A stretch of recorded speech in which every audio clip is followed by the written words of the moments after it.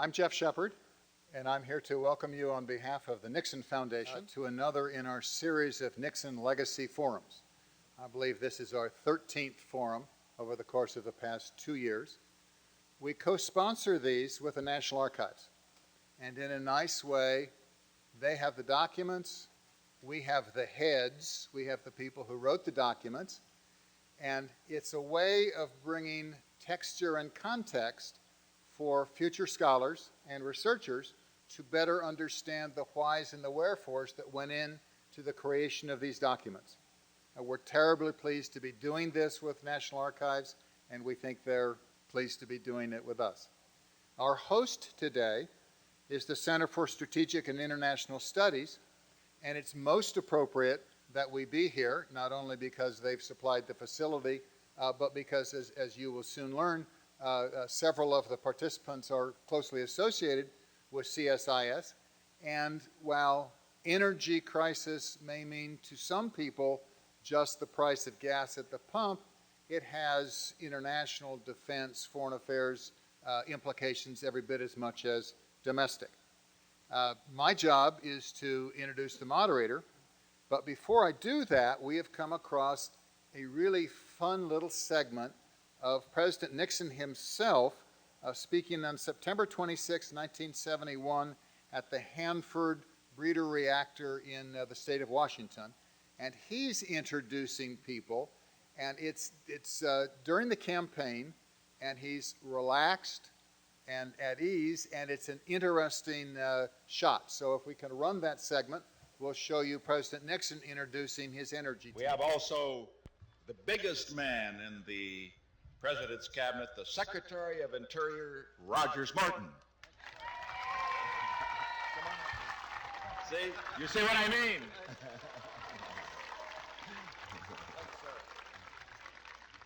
My football coach, Chief Newman, used to say he's big enough to go hunt bear with a switch. And we also have the chairman of the Atomic Energy Commission, the new chairman, who succeeded Dr. Seaborg, Dr. James Schlesinger.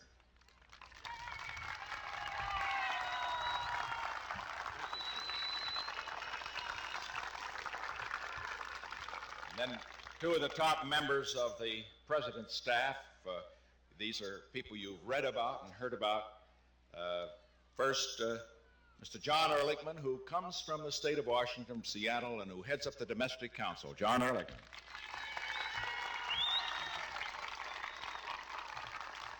Incidentally, you think that Governor Evans is a lobbyist for Hanford in the Tri-City area. You ought to hear Ehrlichman. He is all out.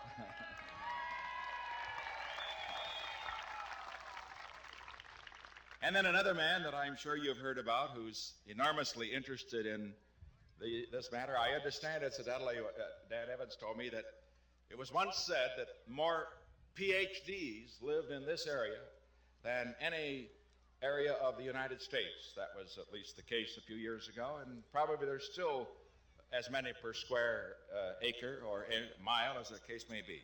Well, we have a very famous PhD on our staff, Dr. Henry Kissinger, our advisor for international affairs.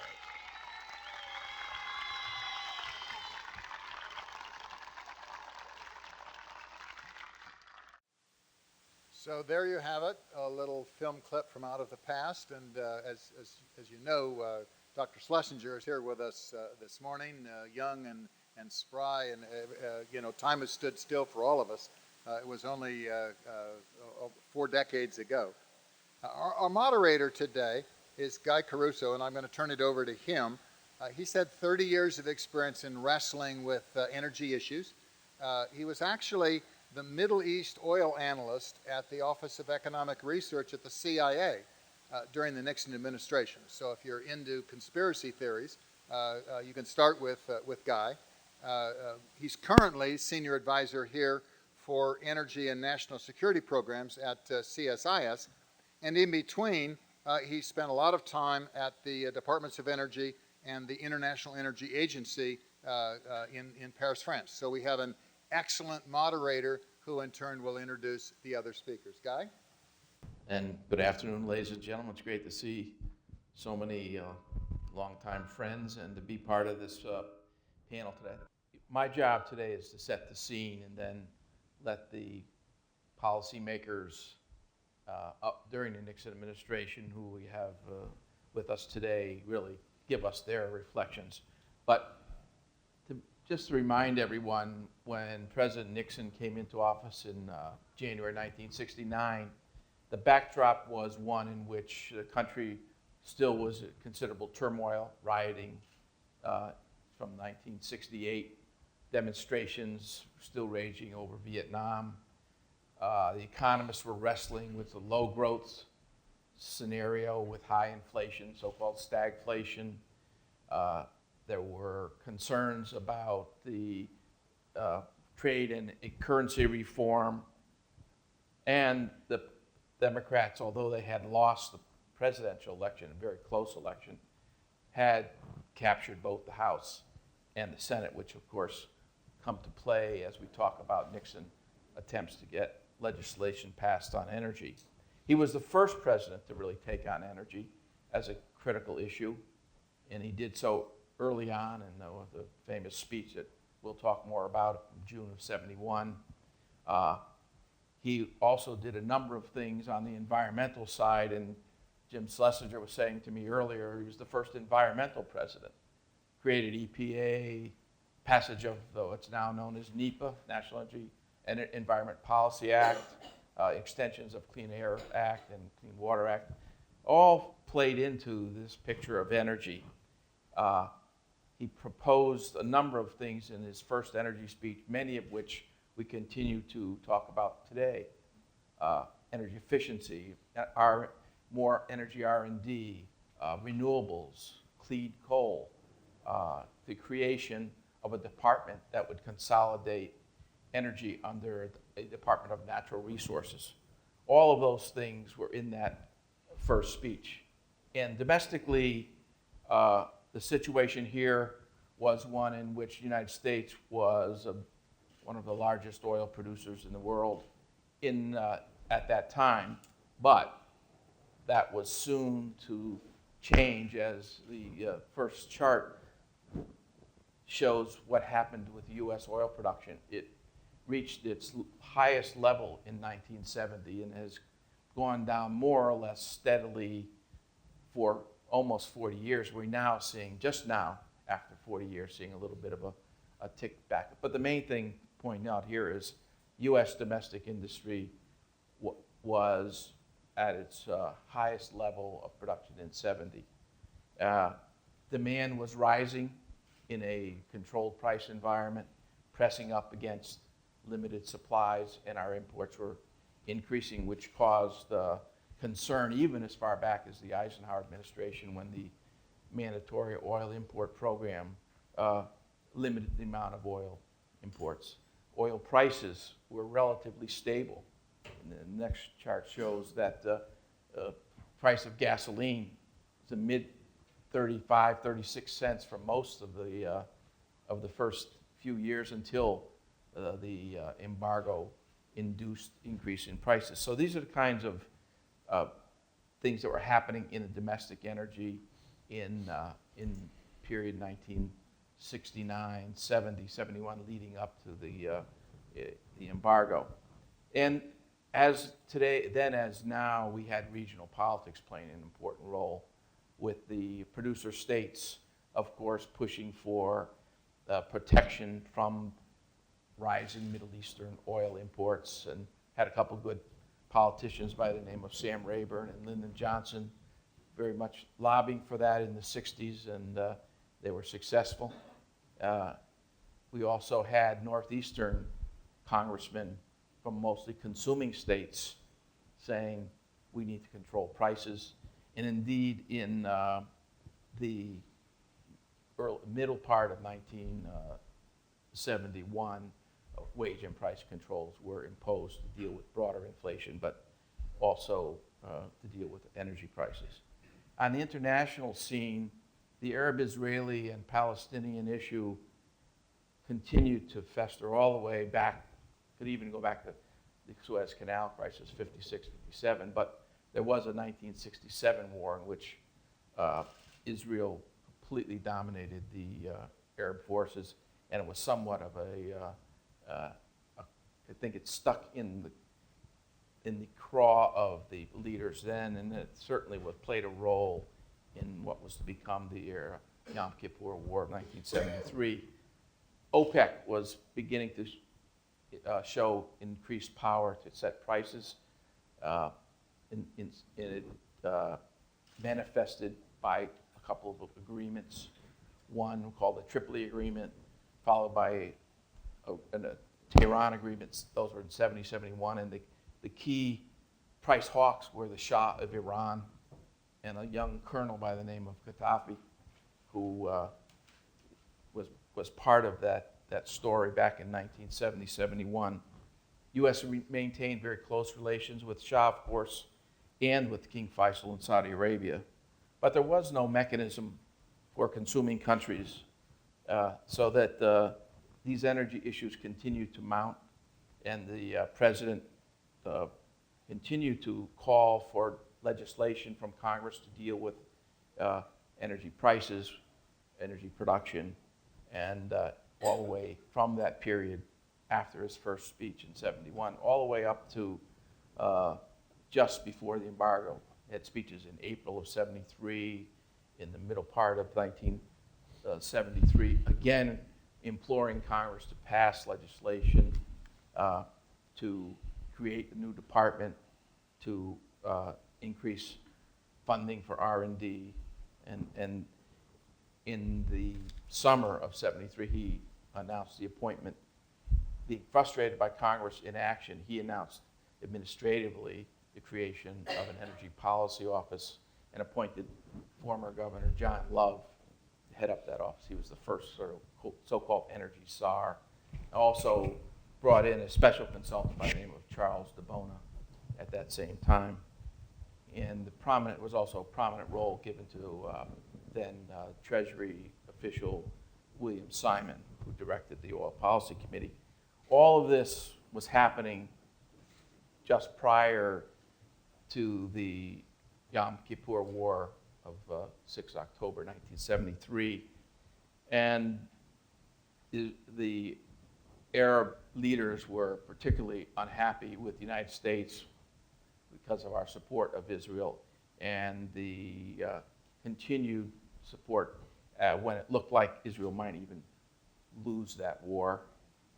That led to the imposition of an oil embargo by the Organization of Arab Petroleum Exporting Countries, OPEC, on the 20th of October. Then the president made what is now called the Project Independence speech in November of 1973, calling on the United States to mobilize and to make sacrifices to reduce consumption to deal with this embargo and subsequent oil production cutback. He listed a number of specific things, which I'm not going to go into because I think some of our panelists today will. But it was basically an administrative response to this crisis. He created more formally the Federal Energy Office at that time and requested Congress to formally set up a Federal Energy Administration. This was in November of 1973. At that time, he appointed Bill Simon, to head up the Energy Emergency Response Coordinating Committee in the White House. And his deputy at that time was John Sawhill, later to become the head of FEA. Both Governor Love and Mr. DeBona submitted their resignations at this time, obviously signaling some disarray within that policymaking group.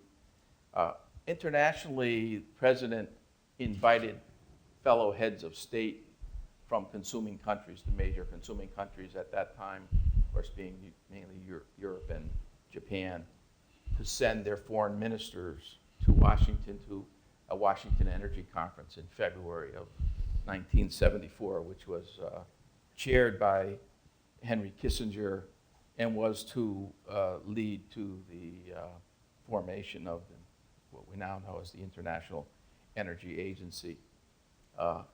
there were a number of actions that were taken administratively, but Congress never did really pass a comprehensive energy bill or even a bill to respond to the crisis that had any meaningful components to it. Now, after the Washington Energy Conference of February 1974, Congress finally did move and create the Federal Energy Administration. Its first administrator was John Sawhill. And the turn to deal with some of the skepticism that existed among the public and even in Congress about how real this crisis really was. Many said, oh, companies were just withholding the oil to get the price to rise. Windfall profits tax was proposed but never passed. The president asked the then FEO to audit oil companies to look into allegations of price gouging. That may sound familiar. So let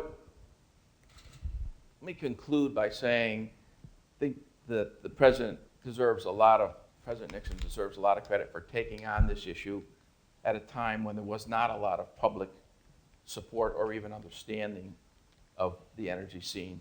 The majority of Americans at that time were not even aware that the U.S. imported any oil, so they were shocked to find out we were embargoed, and that made a difference. Obviously, the allocation of oil through the voluntary allocation program that later became mandatory, which Jim Tozzi is very familiar with,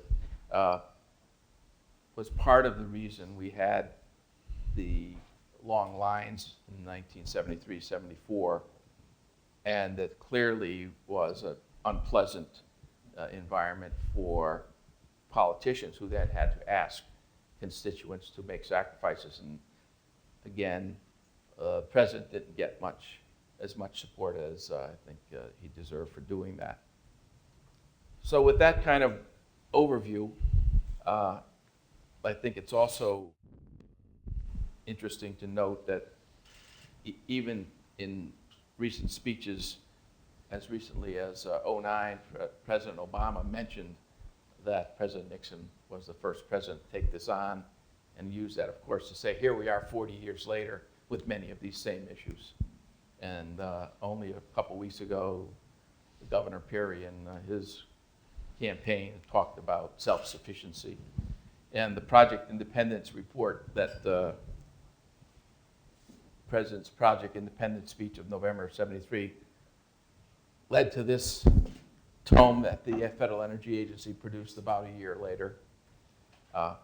And here today we have three very distinguished panelists to discuss their perspectives, all very different roles, but insightful parts of the Nixon energy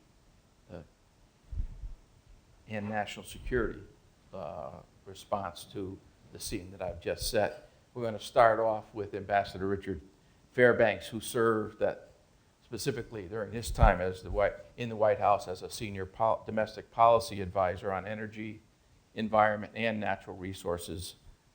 He'll be followed by James Tozzi, who served as a senior manager in chief of the Environment Bureau in the Office of Management and Budget, and especially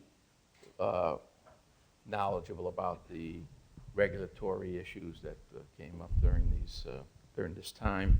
And finally, Dr. James R. Schlesinger Sr. Served three roles during the Nixon administration. First, as we saw, chairman of the Atomic Energy Commission, then became director of Central Intelligence, and was named Secretary of Defense in 1973 and dealt with the energy issues from a national security perspective. So start with Ambassador Fairbanks. Thank you very much.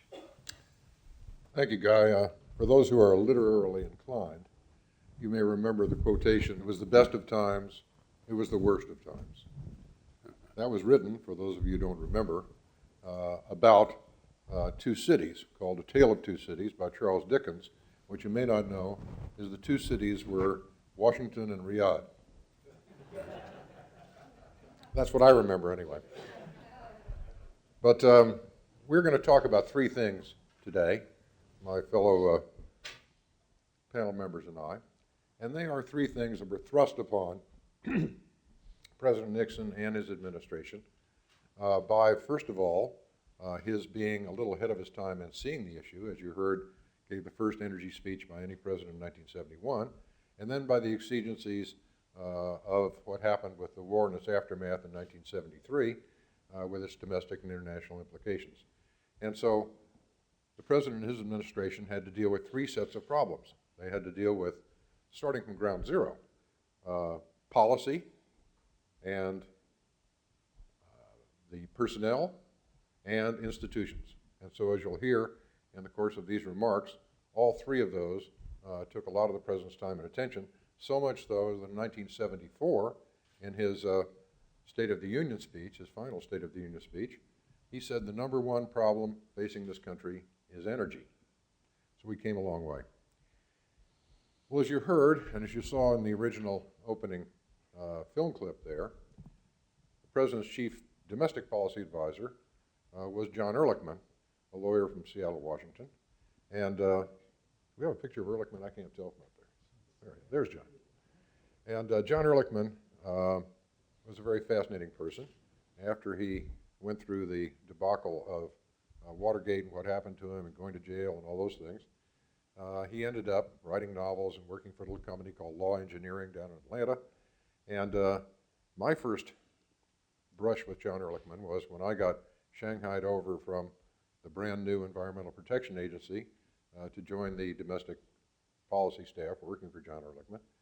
And after about a year of that, in 1972, right after the election, during the election, of course, all the bureaucrats like me were asked to put in our resignations, and then if they weren't picked up, to say what we'd like to do if we stayed.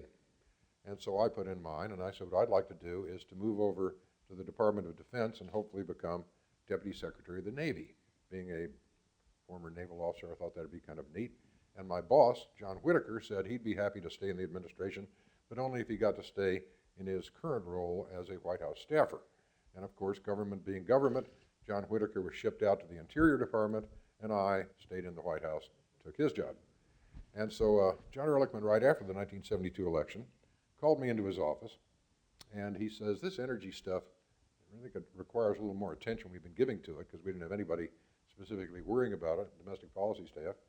He says, take a look at it and tell me what you think. And so I went off for a few days, and I came back, and I said, darn right, John, this is important stuff, and it's so important that I think we need more than 10% of my time. And he said, well, you can go hire a couple of people. I said, geez, that's the first time anyone ever told me I could hire somebody. So I went over to State Department, hired one fellow who was supposed to be expert on the international side, and one to the Interior Department, and took a young, obscure PhD from the Interior Department to focus on the domestic side.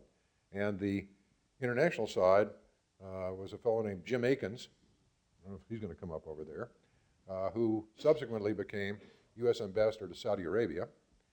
And on the domestic side, I don't know if you ever heard of him because he was lost in the mists of history.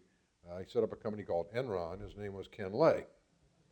So we all have roots and we all have histories. They're theirs. Now you heard from Brother Cauruso here that the first office that was designated to worry about energy, other than us little staffers, was headed by Governor Love, the former governor of Colorado. And he had Charles DeBona, subsequently the head of the American Petroleum Institute, as his chief of staff.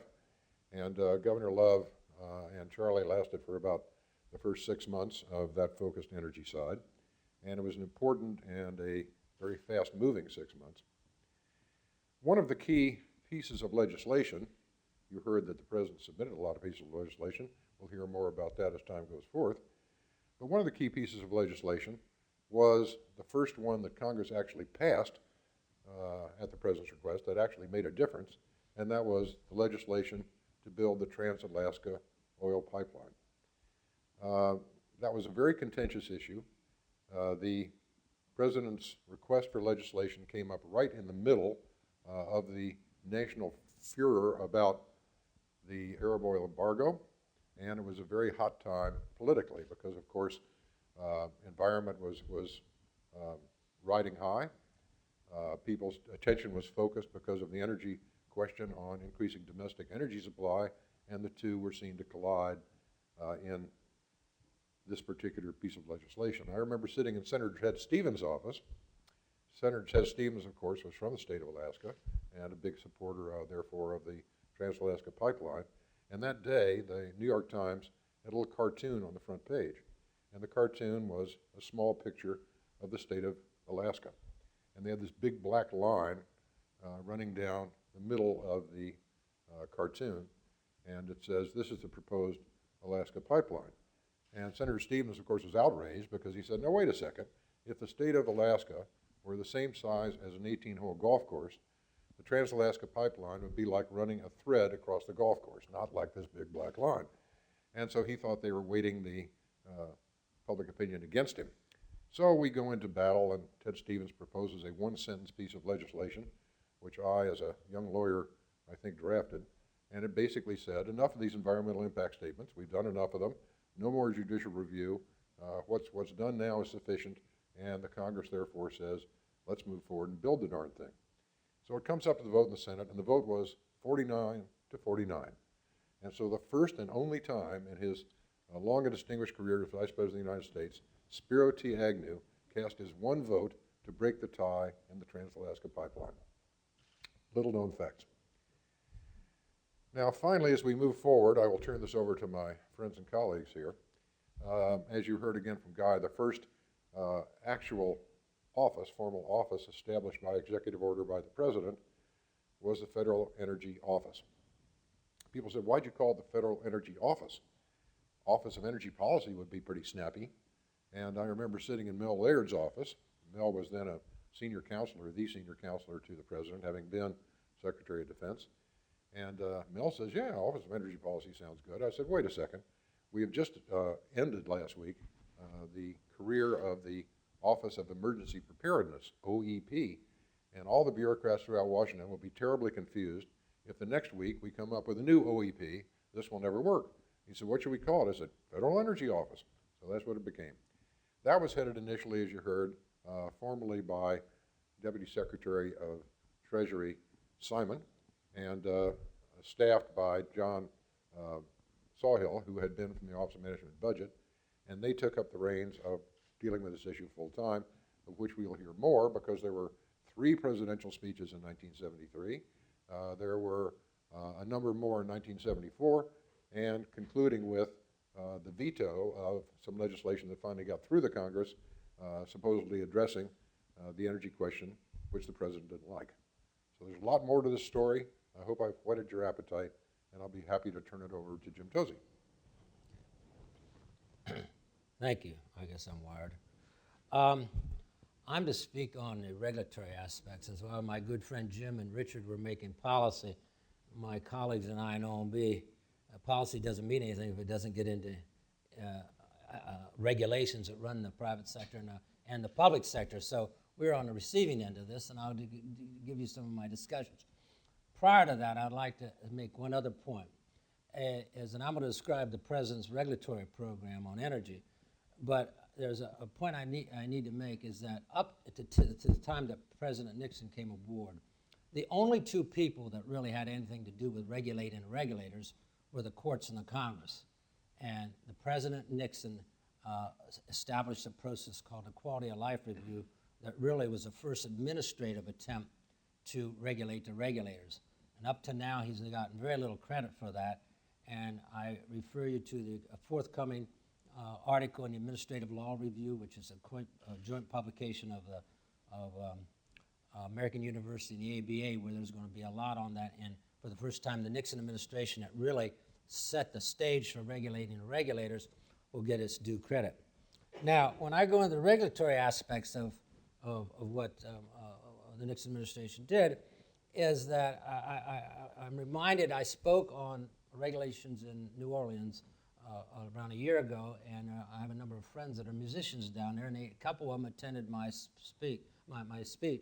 And they said, you know, after you speak with regulations, it's like watching paint dry. So just stick with me a few minutes because this stuff is somewhat detailed and is not the sexiest. But without regs, none of the policies that my colleagues here made really works. I'm going to give you a few things that the Nixon administration did are very bold, very controversial, but they're also against a backdrop. We had an oil embargo and we're getting short of oil. So you have to transpose the events of that day into some of these regulatory actions I'm going to describe. I would put them in 4 categories.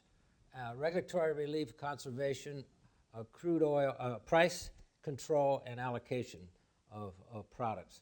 In terms of regulatory relief, the administration really went out and wanted the OCS, Outer Continental Shelf, to be developed, and there was a huge amount of redundancy in the regulatory structure.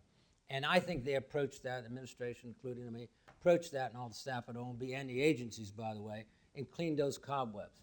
The other big thing that I did on regulatory relief, well before shale oil ever became an issue, there was enough thinkers, particularly at the career level in the government, that said shale deposits were going to be a big issue, and we have to set a precedent for a licensing and regulatory structure on shale, which was done with the approval of my colleagues to my right and left. On conservation and standards and guidance, there was a huge number of proposals, more than you could ever imagine, because you thought we were out there drilling all the time. We weren't. There were proposals for speed limits, for insulation, decorative lighting, office hours, thermostat control, daylight saving times, gas mileage, appliance labeling.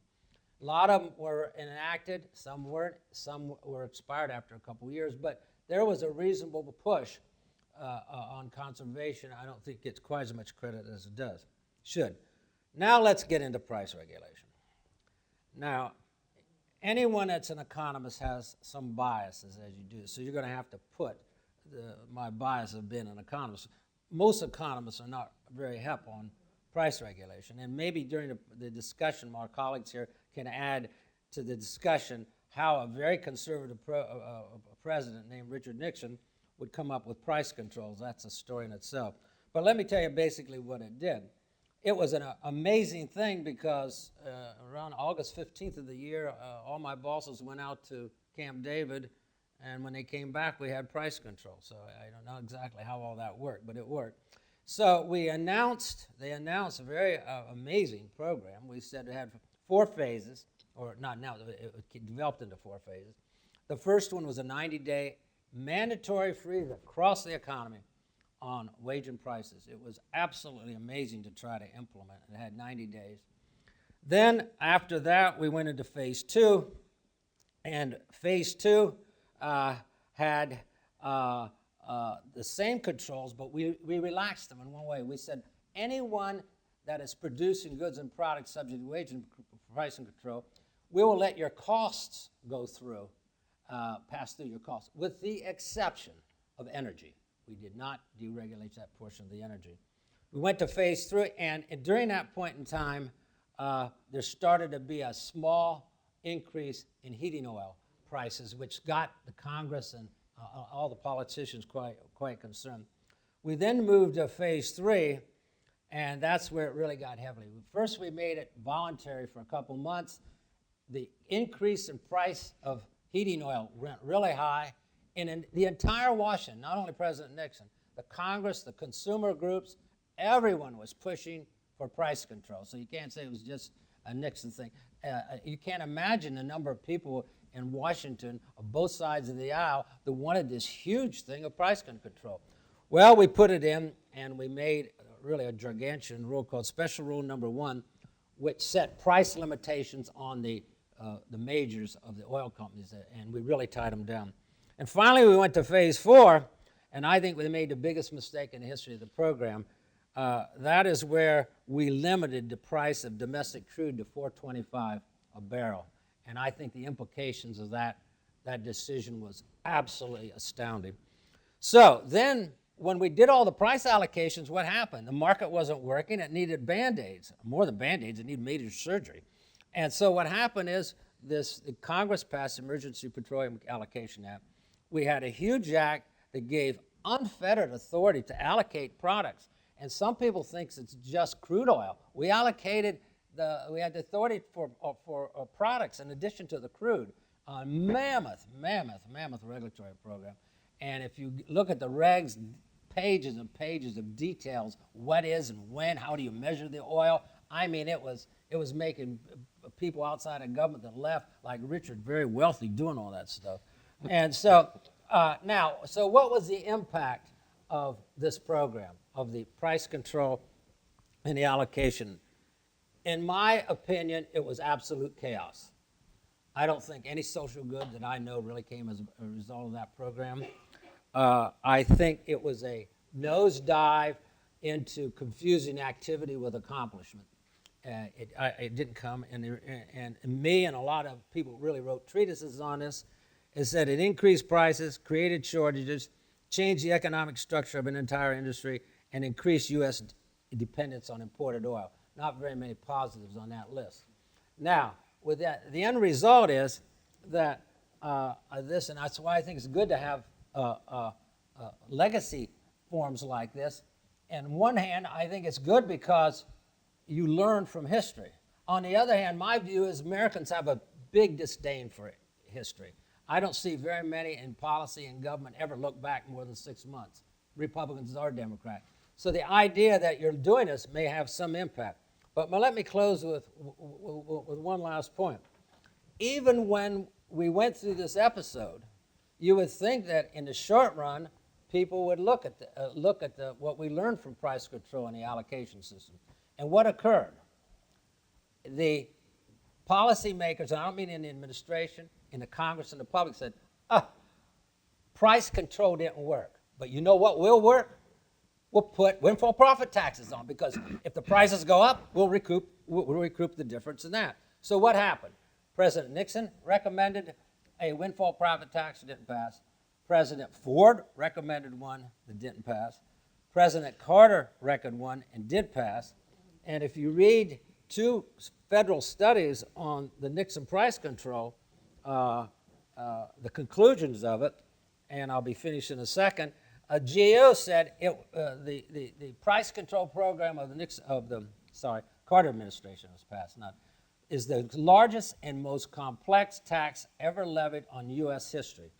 Congressional Research Study did it and said the windfall profits tax depressed the domestic production and extraction industry and furthered our dependence on sources of oil.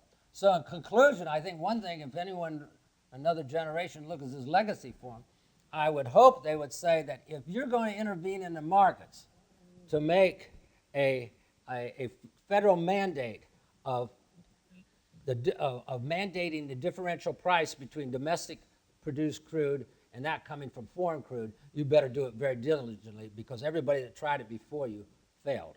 Thank you. Fellow historians, I am reminded the only thing we learn from history is that we learn nothing from history. Yes, Mr. Secretary, you're right.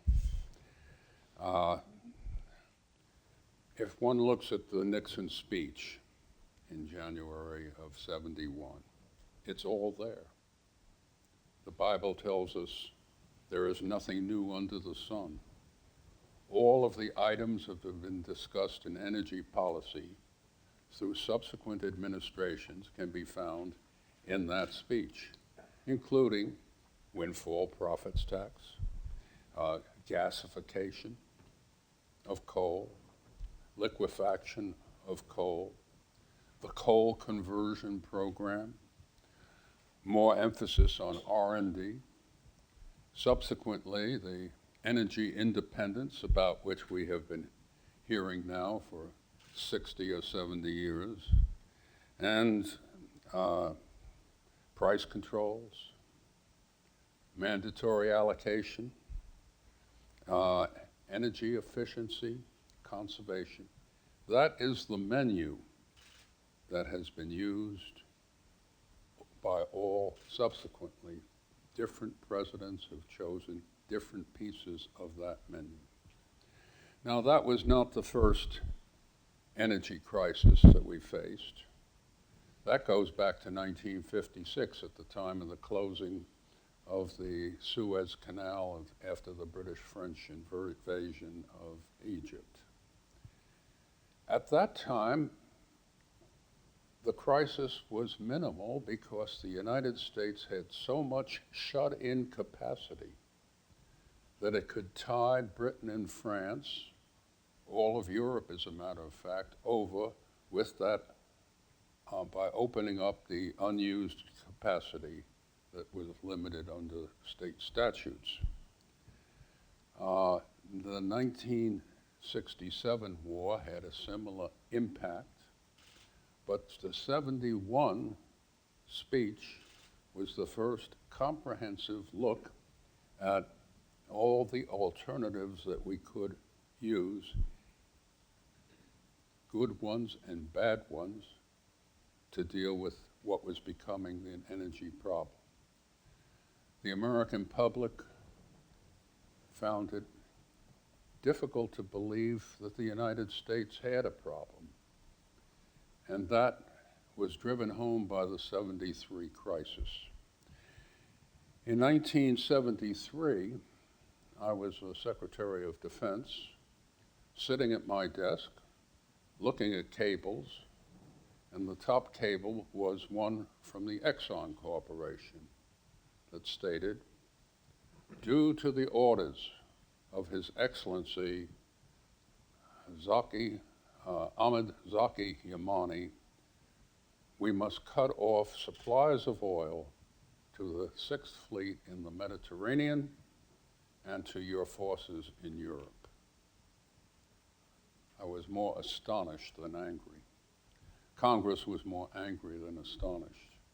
Subsequently passed legislation making it a criminal offense for American companies to obey the dictates of foreign countries, directed precisely against the Arab oil embargo. When I was AEC chairman, I had gone to see the president and said, Mr. President, we have an organization that is devoted to pushing one energy input, nuclear power. But what the country is really interested in is energy output. And the United States ought to be working on R&D across the entire energy spectrum to find out which of the various energies was most cost-effective from the standpoint of the American citizen. We subsequently had ERDA, the Energy Research and Development Organization, that moved away from the prior emphasis on nuclear power. And of course, years later, we had the accident at 3 Mile Island, which moved us a great deal further away from nuclear power. That's not to say anything about Japan, tsunamis, and what the impact is on nuclear power.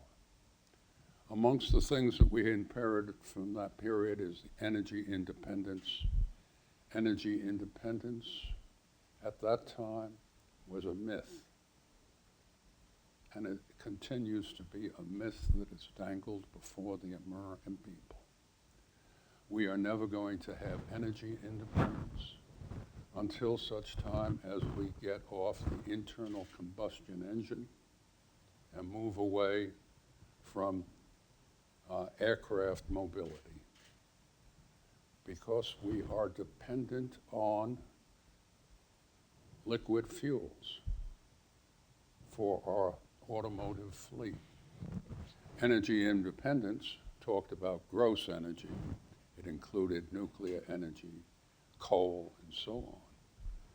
But the fact is that producing more electric power under present circumstances does not give us energy independence. That depends upon liquid fuels, and the United States does not produce and will not produce sufficient fuels to satisfy our public demand. Beating up on the oil companies doesn't really solve that problem. Well, thank you all.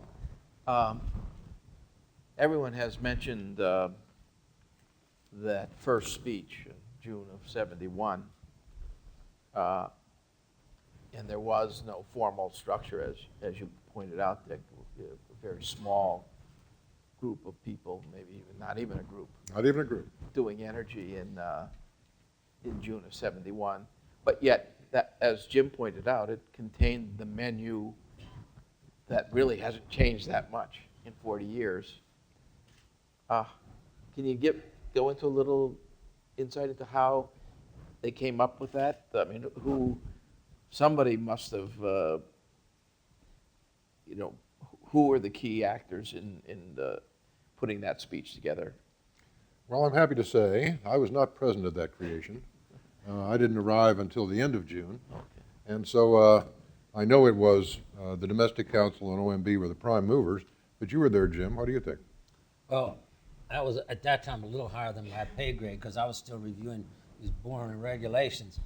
But the OMB drafted a range of options that went through the deliberative process within OMB, but I don't know, the director was involved, but I don't know exactly who played in that game. Well, on the Domestic Council side in the White House, John Ehrlichman, as I said, was head of the Domestic Council, but his chief person, the associate director in this area, was John Whitaker, who I mentioned subsequently went to the Interior Department. And it was his area to worry about the Domestic Council staff, and so he would be the one who would have carried the baton on. But Jim was there as associate director right before it started. At OMB. Yeah, at OMB. I was talking about Domestic Council. Yeah. I know it was, even back then, a year before the next election, the 1972 election, we just had come out of a extremely tight presidential election between President Nixon and the challenger, the Minnesota Congressman Humphrey. That was 68. 68. So here we are. 72, it was not a tight election. Yeah. True. But he's faced with House and Senate controlled by Democrats. You have rising prices of energy. This was before price controls. They were August, as Jim pointed out, August of '71. Did politics play? At least from your perspectives, obviously politics must have played an important role in this first energy speech. Well, politics only plays a role in, I think, any area of presidential involvement that depends on oxygen. Because obviously the White House, my theory of government is easy questions get handled by GS-11s, hard questions get handled by deputy assistant secretaries, and harder and harder and harder. When they come up to be too hard to handle, they get kicked out up to the White House, and the White House flips a coin. And the very tough ones get up there, and they're purely political, or they would be handled by people down the food chain. And so clearly, the ones that the president and his staff have to deal with are the ones that are very, very difficult to deal with. And I always thought that the most important thing when it gets up to that level is not to worry so much and have an ulcer as to whether you're right or wrong, but to make the decision and move on to something else. I would like to comment. I was really enthralled with the idea of price controls. And let me give you my understanding, a little bit of the history of the price control. There's an Economic Stabilization Act that was passed in 1970, and it gave all these organic authorities to the president to implement.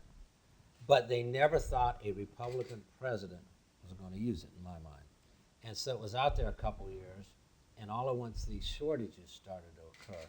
And in my view, just because I didn't sit with it at that time or later, but not that at that time, I didn't sit around in the Roosevelt room. But what happened was, my understanding was Governor John Connally was very interested in the idea right before the election that prices were increasing, there was no control, and he went, and I think John was secretary then, Treasury, yeah. And I think his view was, at least my understanding of his view was, we got to show some bold action, and we got to control these prices. And however, the decision process went up to the president, and it came out, yes. But when it came out, surprisingly, the whole town of Washington was for it. It wasn't just they didn't like it. I mean, you had consumer groups applauding this intrusion and you had members of Congress, and a couple times you get letters into OMB saying we're not controlling the prices or the cost of living costs. So I think the introduction of price controls was, although it was done under President Nixon, I think it was more of a societal thing. People really liked it, and that's why we implemented it. But the other thing at that time that everybody was clamoring for, governors, mayors, various members of Congress of both parties, even some within the administration, as we got into the crunch of the so-called Arab oil embargo, was to have a program of rationing, formal rationing. And the President Nixon, had been involved with the OPA in a prior life, and he thought that rationing was the end of the world stupidity. And so he stood up against it, even though across the board and across the political spectrum of the United States, people were in favor of it.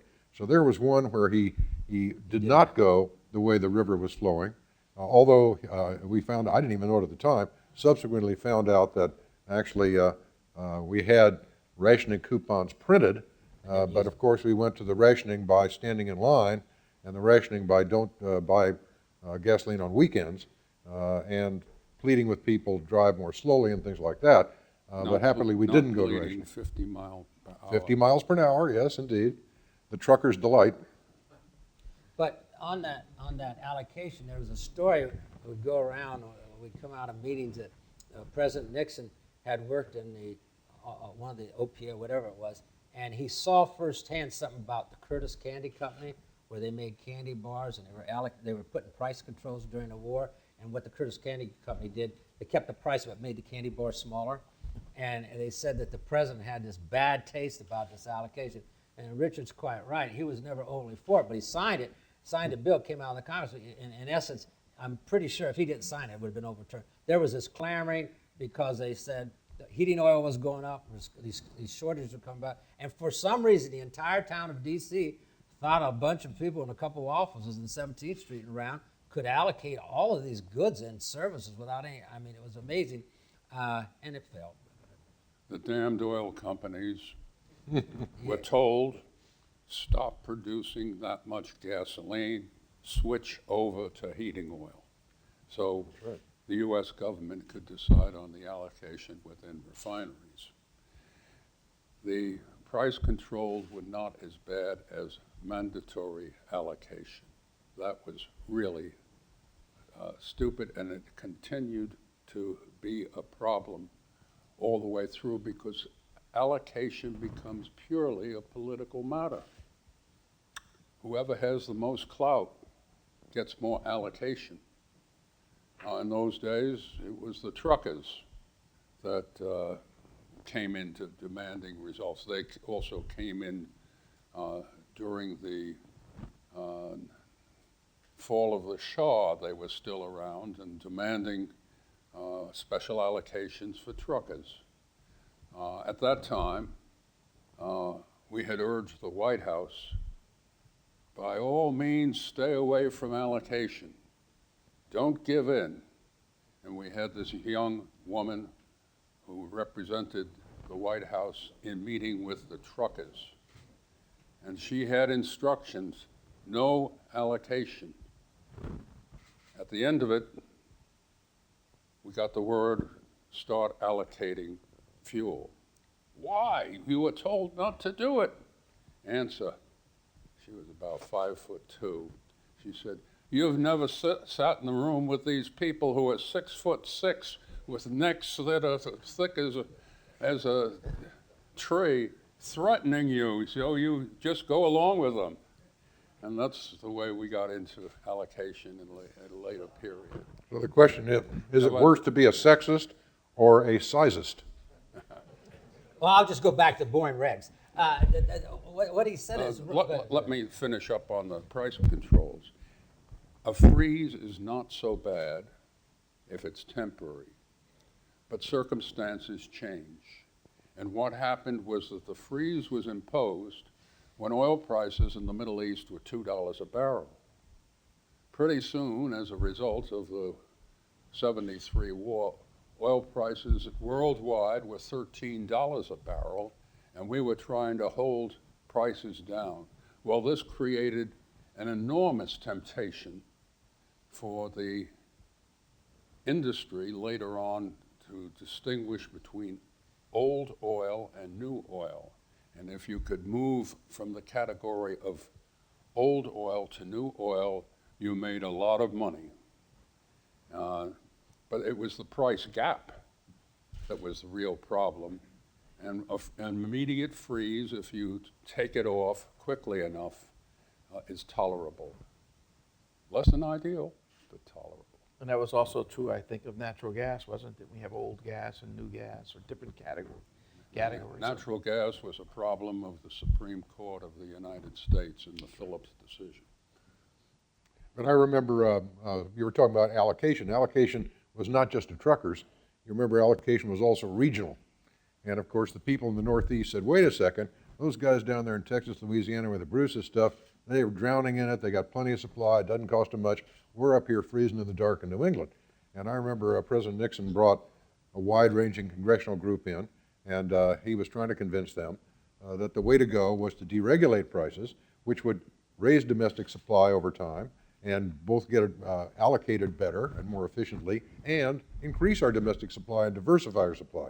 And we have this long presentation, and sitting to the president's right was the senior member of the House of Representatives, the Speaker of the House of Representatives, one Tip O'Neill. And Tip O'Neill, the president turns to him and he says, Tip, what'd you think of that presentation? Speaker says, Mr. President, that was a very persuasive argument you've just made, and I think intellectually I might even be convinced by it, but as you pointed out, it'll take 10 years for these policies to be felt, and I've got 5 elections between now and then. Yeah, but I was saying, on the labyrinth of the regs, they were so complex and so big that the policymakers on one of this would say, we're going to reduce the prices and get out of price control. But under the Bushes, we'd have a bunch of regs like Special Order Number 1 that controlled the prices of all the majors. And so, as he said, there's a differential between the two prices of domestic and foreign oil. And what happened is that when we did that, the domestic oil guy says, I'm not making any money doing the domestic stuff. I will start trying to get it selling it in the other markets. And what happened was Sunoco came in and said, I can't play this game because I can't pay these prices to compete in these markets. And so what they did, they said, we can't play in the markets. We're not going to play this game. We're not. So every time you fixed one portion of the regs, there was something other than these thousands of regs that bit you. It wasn't the Northerners who said we're freezing in the dark. It was the Southerners who put stickers on saying, let the damn Yankees freeze in the dark. It was a renewal of the Civil War. Jim, Tozzi, you mentioned about the complications, and Jim Schlesinger talked about how difficult it was to allocate, and ultimately becomes a political decision. But what was the source? Somewhere there must have been a source of data by which you based these allocations. And it wasn't an EIA then, so. No, what happened is that we had, by that time, FEMA, not FEMA, Federal Energy Administration, and they inherited the organic statutes of the Economic Stabilization Act.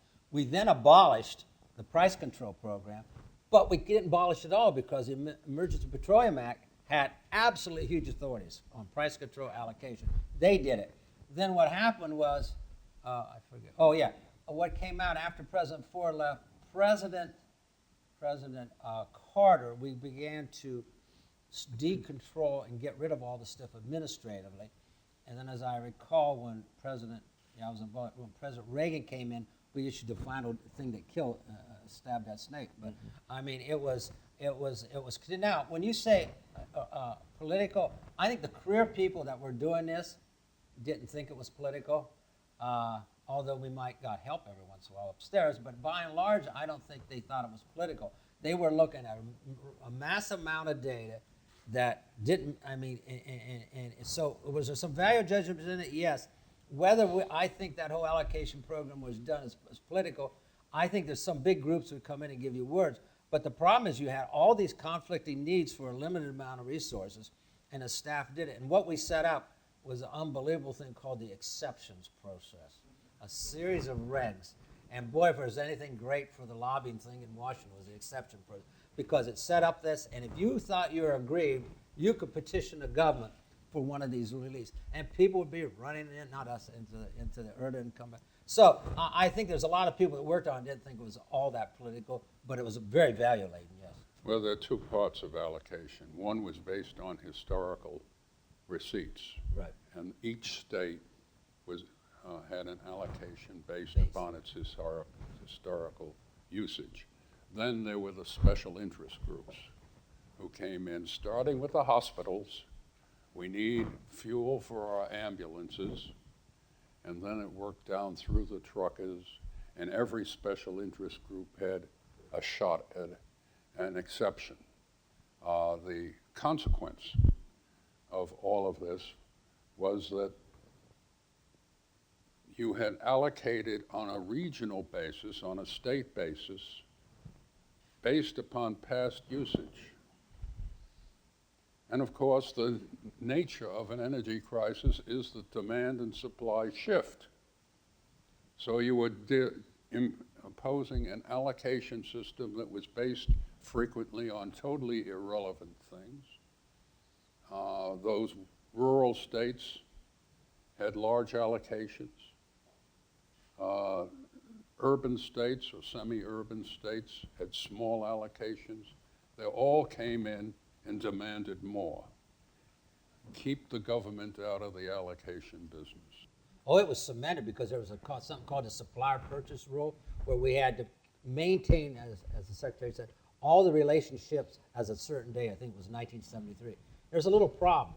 How do you know what those relationships were in the volumes of every possible supplier that buys oil? I mean, you're talking about a huge database, and people had to work through there and put a database together of how much certain people had. It was unbelievable. And how did we know when they were sending the data and the reporting numbers were right? Really unbelievable. If I can go back to one thing that Jim Schlesinger said a minute ago on Project Independence. The president came out for something he called Project Independence. Every president subsequently has had the same mantra, and Jim is exactly right. The chances of producing it in the way it is understood are effectively zero. But how did President Nixon come up with it? Well, if you read his speech, and if you read his memoirs afterward, he said the country needs something to energize it, something to hold up to, something to go after, and so he used two analogies. He said we can make this like Project Apollo, we can make this like the creation of the atomic bomb in the Manhattan Initiative, and so these will capture the American attention and give us something to shoot for, and we'll do it in 10 years, just like Jack Kennedy said we'll go to the moon in 10 years. And so us silly little fellows doing drafts of this energy speech would do drafts of it, and we'd send it across West Executive Avenue from the old executive office building where we were working over into the West Wing, and it would disappear into the labyrinth of the West Wing. And it kept coming back after we had edited out this crazy thought of Project Independence, with it popping back in there. And after about 3 times that happened, I called the chief of staff over there, and I said, what in the world is happening? Who is putting in this strange phrase, Project Independence? And he said, this is Haldeman. Haldeman says, it's the old man. I said, well, they elected him, they didn't elect us, so we put it in there. And then the staff had to come out and do fact sheets on all these presidential statements, down to the smallest little detail of all these things you've been hearing from the two Jims to my left. And thank God I had hired the smartest person at OMB, with all due deference to my friend Tozzi, to be my fact man. And he would sit there until 2 o'clock in the morning, wrestle all the other bureaucracies to the ground, And then finally he would go home like a dog with his bone in his teeth saying, "We did it, boss." And that was a guy, I don't know whatever happened to him, lost in the mist of obscurity. His name is Schlady. And he is sitting right back here. That's why I'm being particularly funny about it. And I remember Glenn Schlady having to write the fact sheet on the energy speech. And I said, "What are you going to write about how we're doing Project Independence?" He says, "I don't know." And so even though that was the headline, that was what everybody remembers from the speech, that's what the president wanted to hold up there as the torch, nobody knew how to do it substantively. Those on the inside, those on the outside, and as a matter of fact, as Secretary Schlesinger says, there wasn't any way to do it. There was a, If you want to look at the numbers, in 1974, when the speech was first made, we were importing 3 million barrels of oil a day. The goal was to have self-sufficiency by 1980. By the year 1980, we were importing 6 million barrels of oil a day, which was not a total success in achieving energy independence. there was another very controversial allocation in a way. It was basically a trade restrictions, the mandatory oil import program, which had been instituted in 1959 by President Eisenhower at the time, responding to concern over imports. That survived up until it was lifted by President Nixon in 1973. But there was a commission, Schultz Commission, appointed by President Nixon. I think it was probably 70 or 71. And as a good Chicago economist, the Secretary Schultz conclusion was that we should lift this because it unnecessarily protects our domestic industry and inhibits free trade. The memoirs and books say the president was in favor of accepting Secretary Schultz's recommendation, but yet he chose not to. What was that? Just politics, or? I was the observer for the whole Bureau of the Budget on that committee. And you had Schultz on the one hand, and this professor from the Harvard Law School who was... John Dunlop, I think? No, he was later on in labor. Both of them pushing for freeing up imports, which it was getting ridiculous because the Saudis could produce oil at 50 cents a barrel, and we were producing oil in this country at $8 a barrel or some such number as that in order to draw in additional investment. And also on the committee was Wally Hickel, governor of Alaska, who had all of his oil up there on the Arctic Ocean, which was not entirely accessible. And he wanted protection for his state. He was not in favor of letting his state be ruined by a bunch of damn Middle Easterners. So the fight raged within the committee, and as usual in such a committee, the chairman won.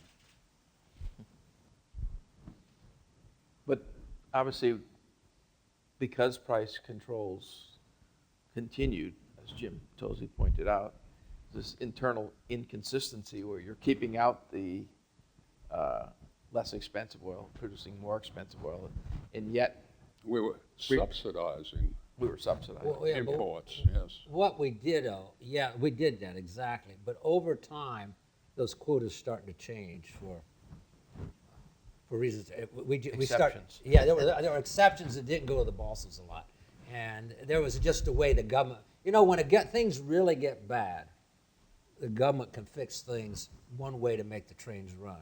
And the career staff made some of that run, whether it was completely a lot of policy or not. But oil started to come in because there was the exceptions process, and there's not a lot written of who initiates the request. Subsidizing.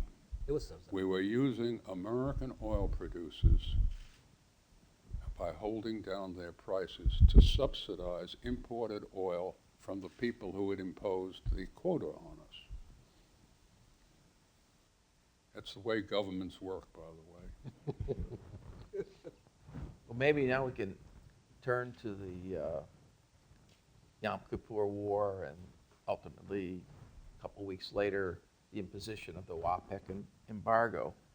There already were some signals to this, that there were concerns about our pro-Israeli policy. King Faisal King had Faisal's, written us a yes. letter back there in about March of 73, in which he said, the situation in the Middle East is intolerable. Something is going to happen unless you take action.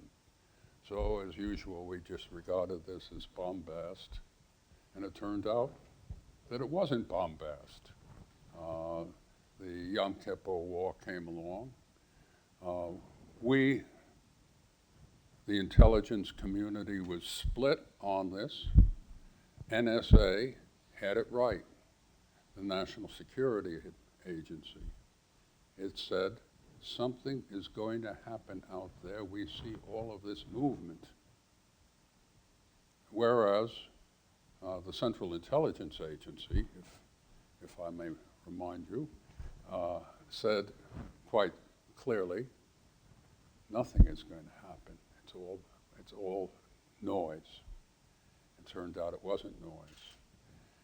So when war came, the Israelis, who had assured us they wouldn't dare attack, an underestimation. They were attacked, and they were under real pressure for a while. They were concerned that they would run out of munitions because they had only stocked munitions based on the day of supply from the 1967 war, which went a lot more favorably than the 73 war. So at that point, we had to start shipping to Israel munitions. Then subsequently, the president asked the Congress to grant additional funds to Israel so that they could pay for this stuff. And at that point, the Arabs imposed the embargo. So we weren't really,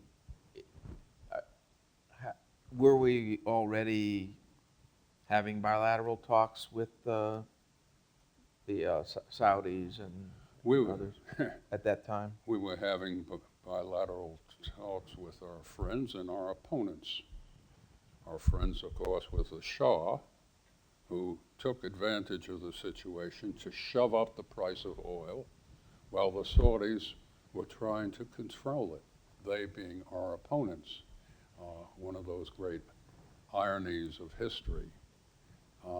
And the Saudis worked fairly hard to end the embargo early in 1974.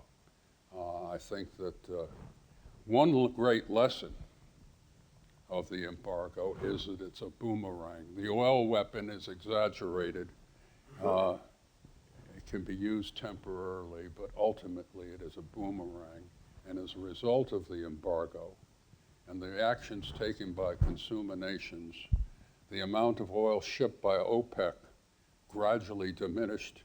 And since Saudi Arabia was underwriting the holding up the price of oil, its share of the market fell to about 1 million barrels a day in the mid-1980s, at which point they said, the hell with our role as price controller, we are going to start producing, and then the price of oil plummeted.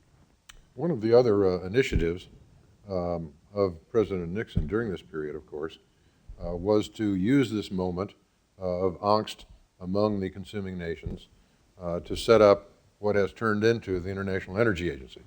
And he designated Secretary Kissinger to convoke a meeting of the major oil consuming countries, both to share data and to come together with joint policies so that we would have something on the other side from OPEC. And although it wasn't wildly important or successful ab initio, over time it has proved to be something that people still think is worthwhile, and we still pay a lot of attention to. Yeah, it was intended as a counterpoint to OPEC. Exactly. Initially. Ultimately, it became an arrangement for cooperative discussion so that both the consuming countries and the producing countries could at least understand what they were trying to achieve. And what the statistics were internationally on which to base their policies and programs. If you could believe the lying statistics. Well, we've already, and Dick's already gone into a little bit of discussion about that Project Independence speech, if we call it that, which is was the speech that the president gave in response to the embargo in an attempt to mobilize the American public. And we do have a clip of that speech that I think might provide a little, even a little more flavor here. November 7th, 1973. The lessons of the Apollo project and of the earlier Manhattan project are the same lessons that are taught by the whole of American history. Whenever the American people are faced with a clear goal and they're challenged to meet it, we can do extraordinary things. Today, the challenge is to regain the strength we had earlier in this century, the strength of self-sufficiency. Our ability to meet our own energy needs is directly limited to our continued ability to act decisively and independently at home and abroad in the service of peace, not only for America, but for all nations in the world. I have ordered funding of this effort to achieve self-sufficiency far in excess of the funds that were expended on the Manhattan Project. But money is only one of the ingredients essential to the success of such a project. We must also have a unified commitment to that goal. We must have unified direction of the effort to accomplish it. Because of the urgent need for an organization that would provide focused leadership for this effort, I am asking the Congress to consider my proposal for an Energy Research and Development Administration, separate from any other organizational initiatives, and to enact this legislation in the present session of the Congress. Let us unite in committing the resources of this nation to a major new endeavor, an endeavor that in this bicentennial era we can appropriately call Project Independence. Let us set as our national goal, in the spirit of Apollo, with the determination of the Manhattan Project, that by the end of this decade, we will have developed the potential to meet our own energy needs without depending on any foreign energy sources. Let us pledge that by 1980, under Project Independence, we shall be able to meet America's energy needs from America's own energy resources. The one thing, I don't know if anyone was noticing, but you could see actually on the written, as the president reached the end of that speech, there were a lot of handwritten notes on that. And what wasn't on that tape is he concluded by saying, now there has been a lot of talk in the media about the Watergate issue. And I just want to inform you, make the announcement that I have no intention to resign. Now that was November 7th, 1973. But it was in the midst of a crisis, and obviously there was a long way to go with respect to implementing the proposals he makes in that speech. Just maybe to at least wrap up that part of this, how big a role or how much of a political obstacle was the Watergate issue in dealing with the immediacy of this energy crisis in your different, all three of your positions? I mean, was that a big obstacle to passing the legislation? Oh, I think it clearly was an obstacle to passing the legislation. The Congress was out of sorts, as we've already said.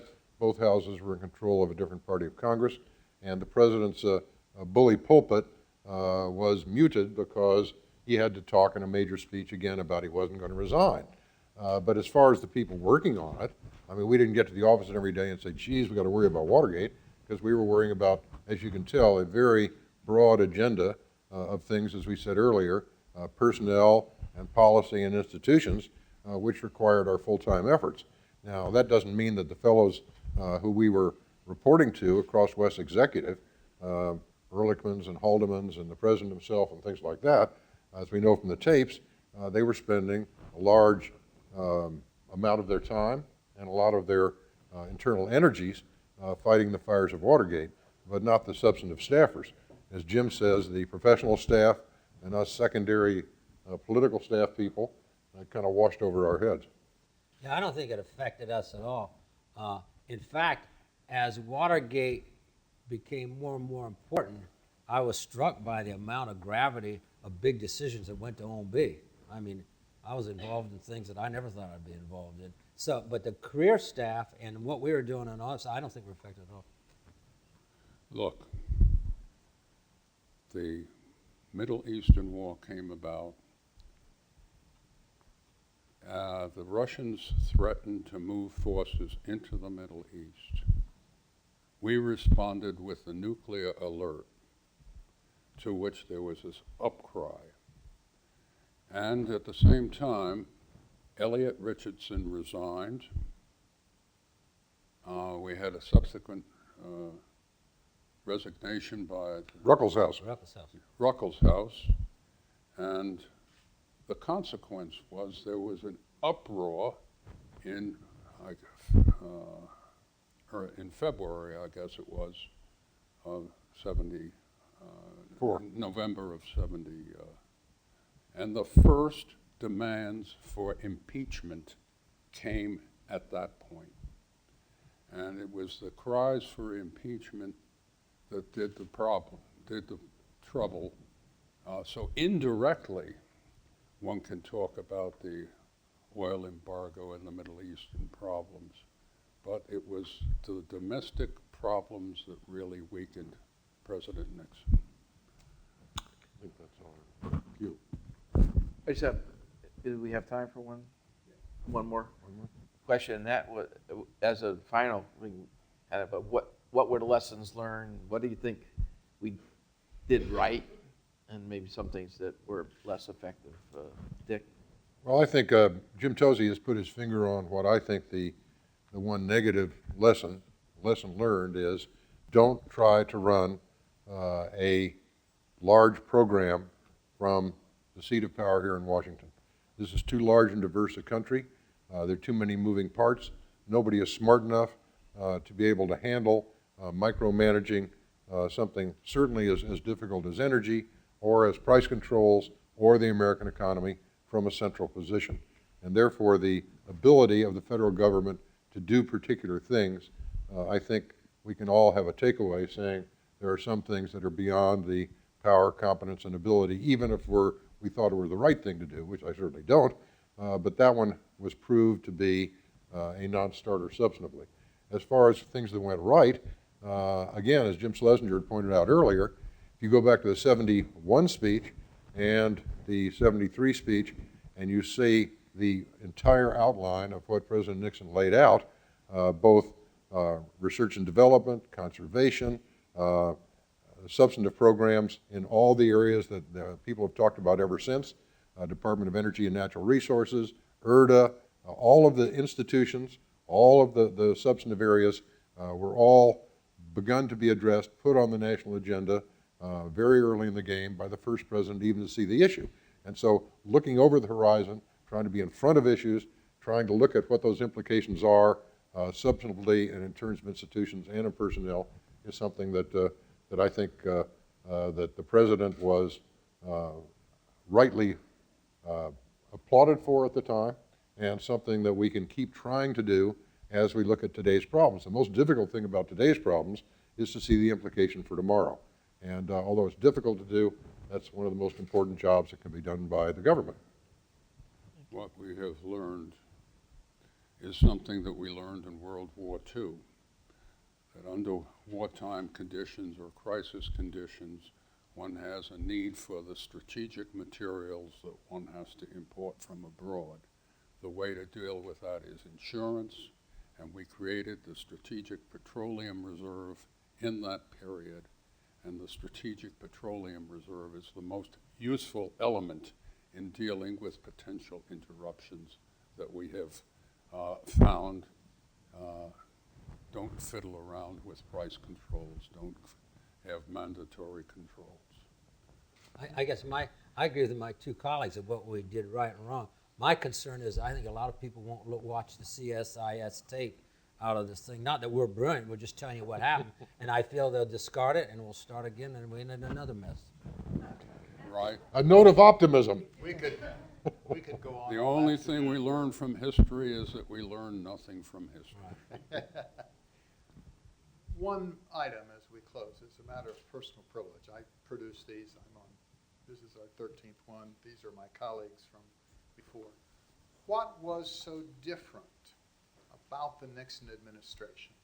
What causes us to be able to go back and say, see what they did, see what they thought, see how important it is today? And we did this in our first forum, and we described the change, but it's important to bring it up again because it's echoed here. There was a significant institutional change that occurred with the Nixon administration. It was the conversion from the old Bureau of the Budget to the Office of Management and Budget, to expect performance out of the government, not just adding the numbers. And the best of the civil service system, the elite people, were in first BOB and then OMB. And they were, it's career staff, but it was the creme de la creme. And the other thing that was created at the same time, the same reorganization plan, number 2 of 1970, was the Domestic Council. And what it still exists today, it's called the Domestic Policy Council, but what was done was they brought into the office of the president domestic policy and analysis as a parallel to the National Security Council. And it's the foundation of the modern presidency. It's the beginning of saying the cabinet, which used to be cabinet government, the cabinet now has input, but policy is made in the White House and the cabinet executes. So, and it started in the Nixon administration. So when you trace back any subject, welfare or education or energy, and these are issues for which there's no permanent solution, you can go back to the Nixon people who first analyzed it from a national perspective on behalf of the president rather than an individual department. And when Dick, who was on the Domestic Council, Jim was on OMB, and while Jim was out in the departments, he started in BOB and went from there to AEC. So we trained him. See, we take credit. We take credit for Jim. This has been a thrill to do. Yeah, well, I knew all your tricks. Thank you all for coming. Have a pleasant afternoon.